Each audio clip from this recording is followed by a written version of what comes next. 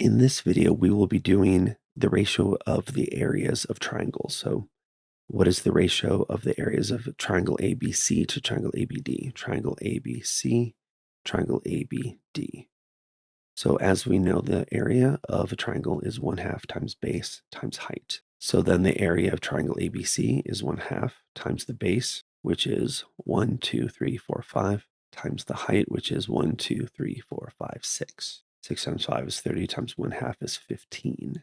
Now let's look at the area of triangle ABD. So again, we have 1/2, and then the base is 1, 2, 3, 4, 5, and the height. Now for the height, let's look at here, and let's go there. 1, 2, 3, 4, 5, 6. So that is again 15. So then the ratio of these two areas is 1.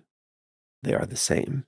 Notice they have the exact same base here, and then the heights are the same because the tips up here are the same. So then these heights are the same and they have the same area. Make sure you understand this. Once you've looked through it and you understand it, it's fairly simple. Work through it a couple times and you will have it